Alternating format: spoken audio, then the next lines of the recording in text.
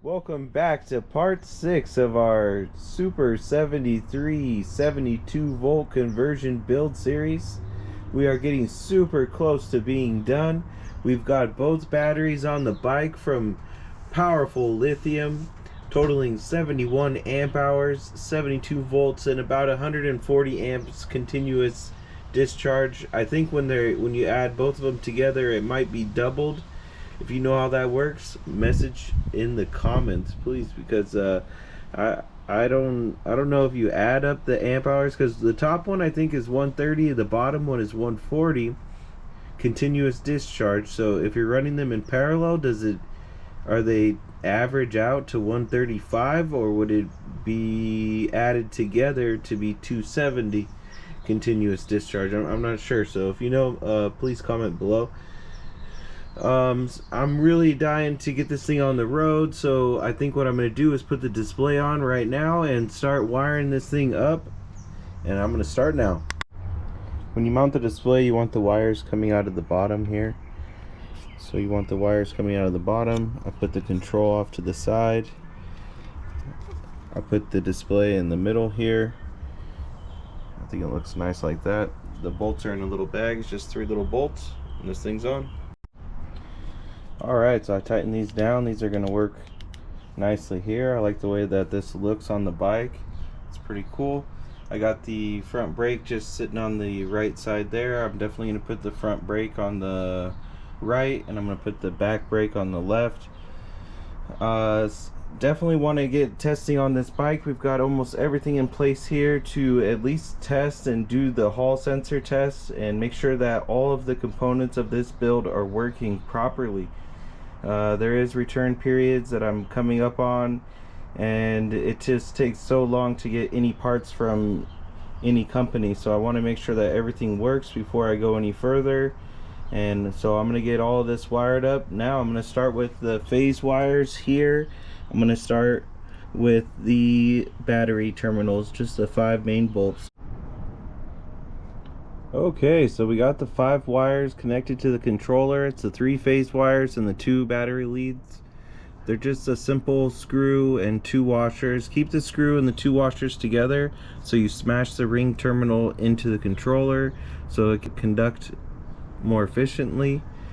Now, the way that we're going to do the hall test is the first step that it says on the instructions here is to disconnect this 3-pin connector while you're doing the Bluetooth, and then to connect it after. So if we look here, this is the 3-pin connector. We're going to disconnect this, and we're going to reconnect it once we're done. We're going to hook up our Bluetooth right now, and then we're going to go on to the next step. So we're going to want to connect the display, so we're going to unhook this one. We're going to plug the display into that. Then we need to plug the Bluetooth into the controller. So now we got the Bluetooth plugged in, we've got display plugged in, we've got the 3 wires disconnected. So now we're ready to do the hall sensor test. Oh yeah, and don't forget to connect your motor to the harness as well. There's 2 hall sensor or motor connectors that are identical. They operate identical as well. They are just 2 sets of hall sensor banks, and they work the motor the same. You don't have to worry about picking one or the other. So just plug it into one of those and we'll be good to go. I'm going to use the standard throttle that comes with the kit just for this test, and I'm also going to plug in the pedal assist right now. Okay, I got the display hooked up, and I also got just the regular throttle that comes with it. I got the bike propane propped up on a propane tank just to do the test here. We're gonna plug in the battery and see if this thing turns on. Whew, let's go. Okay, let's plug in this battery.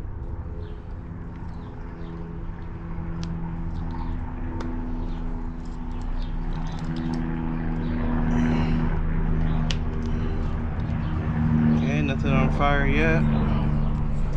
Alright, let's see if this thing powers on. Ooh. It says it says it's reading the pedal assist. Our battery's charged 90%.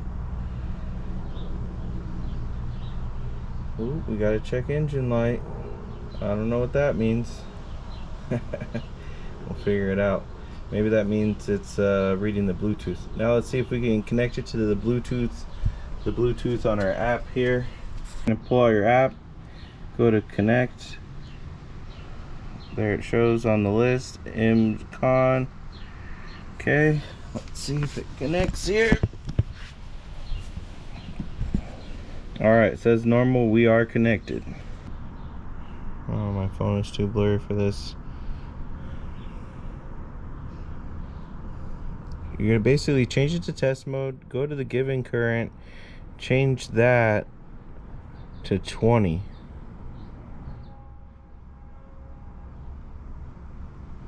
Make sure it sticks.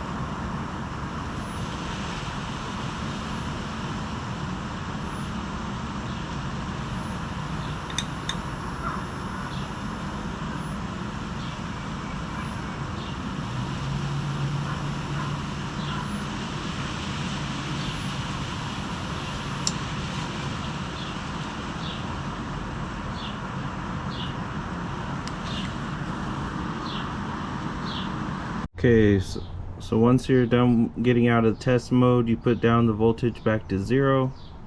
You're going to take off the Bluetooth and you're going to reconnect that 3-pin wire that we have undone. So once you got that 3-pin back together, you're going to be able to just turn on the bike.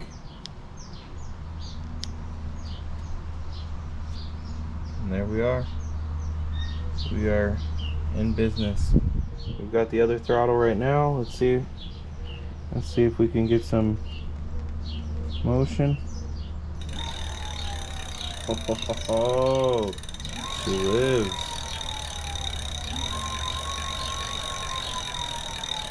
A little whiny.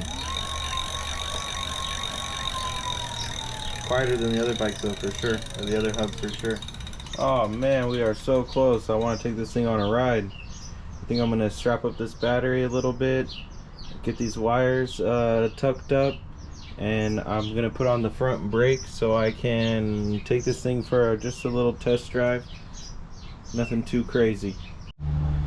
Alright, so what I've done just to take this thing on a quick little test drive is put an Envision strap just to hold it in here. Put the wires pretty much as far as I can out of the way. I'm going to use the stock, the throttle that it comes with, so I'm just going to take mine off real quick and then I'm going to bolt up the brake so I can stop. And I'm going to go for a quick little test drive. Unfortunately, I have a little bit of a brake rub issue. It's making a little bit of noise, so I'm going to need to put a shim on the front rotor. But I've been testing this up to speed 3 just to...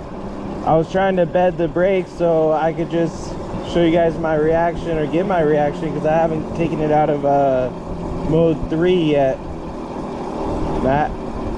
Mode 3 I've gotten about 20-25 miles an hour.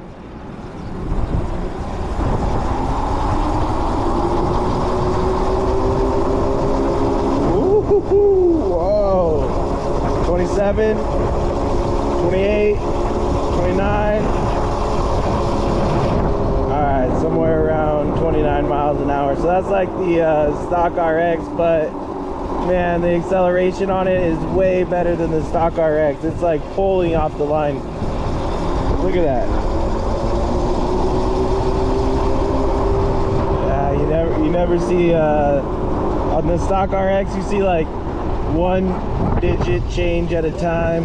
You never see 3 digits change at a time. Not saying that this is the fastest thing, but it's way faster than the stock RX, and I'm just looking to go a little bit faster than the stock RX. But I'm gonna cut this test drive short because of the noisy brakes, but let's see what this thing does in mode 4. Take it over here to the straightaway. Feels good though. The bike is, I just wish that the brakes weren't making the noise that they are. Mode 4. Wow, whoa.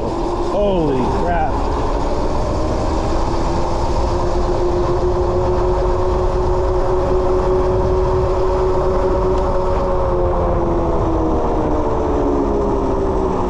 Wow. 37 miles an hour. I've never been that fast on this bike.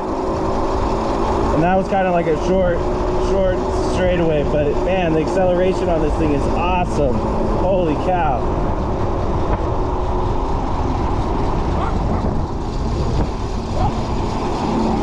Alright, let's go mode 5.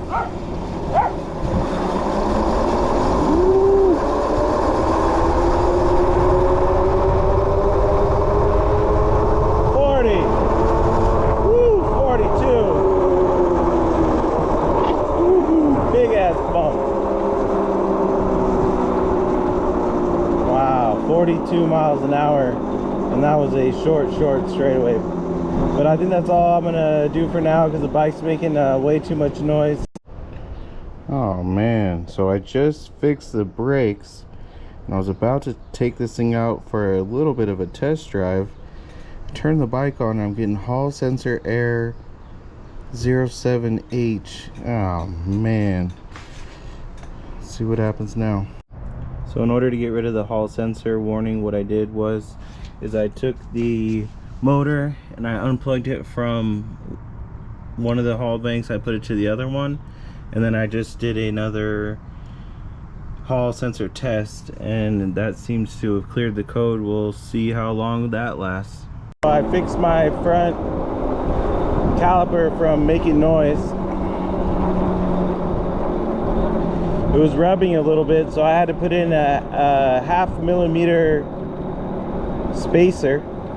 I'll show it when I do the rear. The rear needs the same thing, or maybe a 1 millimeter spacer for the rear. But I'm gonna do a little test. I've been dying to ride the bike. It's pretty awesome. I changed a little bit of the parameters in the settings. I changed it, I put the flux on to 50, and that way we can see what this thing's like at supposedly full power. I'm not sure if you can take it up to 100 or if you have to keep it at 50. I was talking to Ian from Hawaii, and he said that you could take it all the way up to 100, but he's the only one that I've heard say that, so I'm a little bit nervous to do that. But the bike feels really good to be on the bike right now. I have it in mode 3, which is basically like the RX with torque. It feels so good. It's like 30, I don't even know how fast it was. I think it felt like I was going 30 on this mode once, so.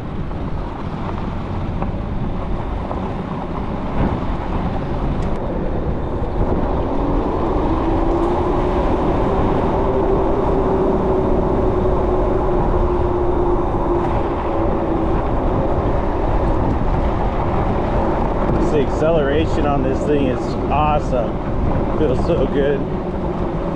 Oh, I've never seen both of these gates all the way open. Interesting. Probably driving a lot of cars right down here. Alright, so I got both of these batteries charged up to 100%. I even have the splitter on, and I believe they're both running right now together. I charged them both up to 100%. the display says they're at 100%. So let's see what this bike does. I can't wait to get it on some open road here.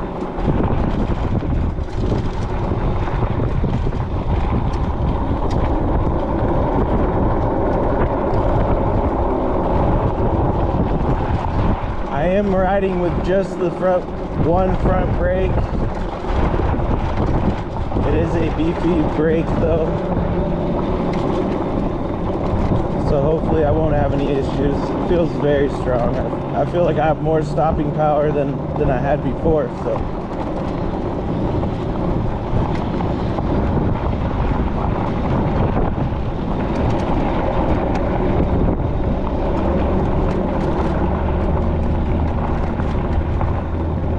So it's kind of just like a little impromptu ride. All those people on the freeway going home from work. We're out here testing our e-bike.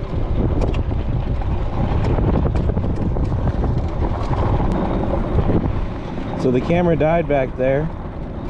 After it died, I was pretty close to just being on the path, so I wanted to see how fast the bike could go. I started ripping it up to about 46, 48 or something like that, and then the display said air, and it said it lost power, and it said that that the controller was in safety mode basically. So I had to basically just turn off the bike, turn it back on, put it in mode 2, and just ride home really slow.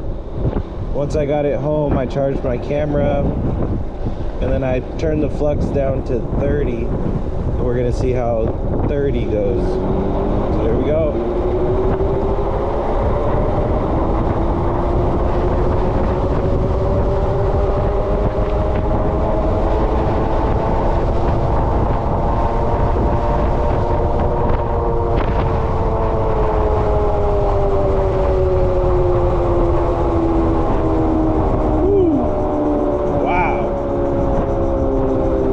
I'm afraid to go that fast. Wow, that is really, really fast.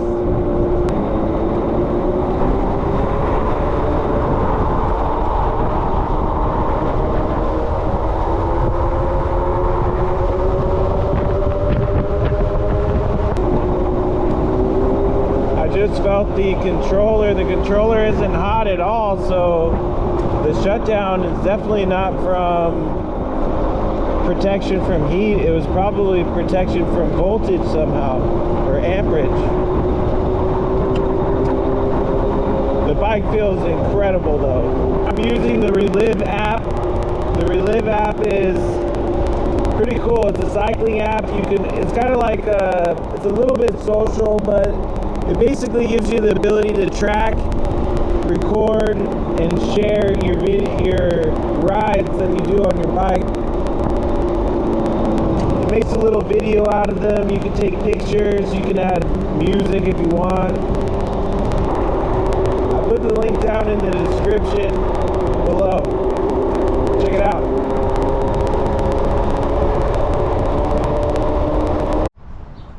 I've taken this thing for a couple test drives.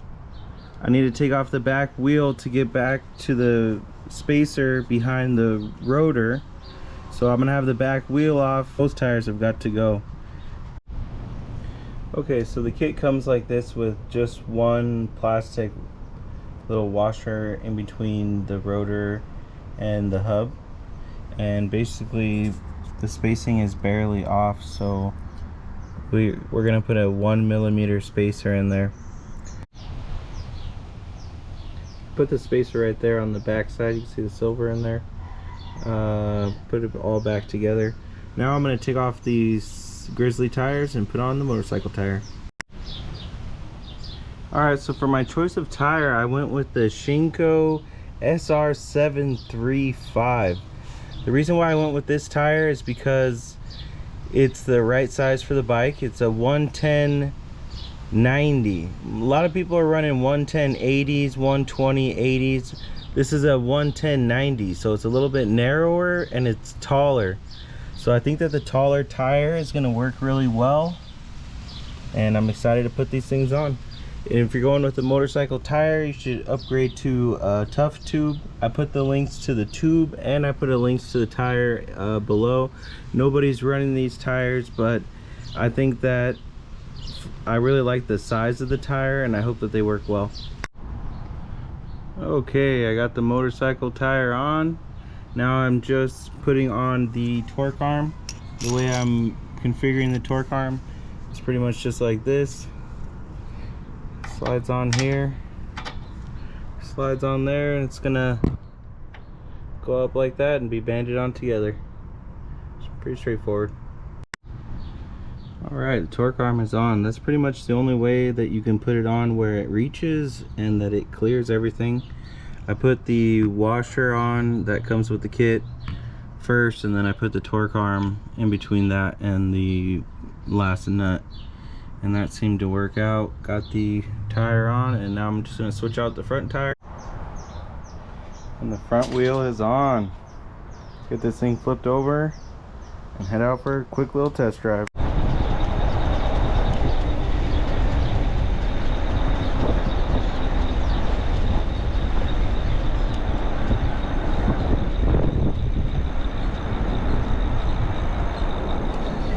Bike has been really unreliable. Every time I get on it, it shuts down. It says controller protect. The motor's been making a clunking noise, and there's a hall sensor warning on one of the lines that you cannot clear. It's just that line is bad with a bad hall sensor. But the bike works if I just keep it to low speeds. I can go 35. But once I start going 35 to 50, it'll cut off somewhere.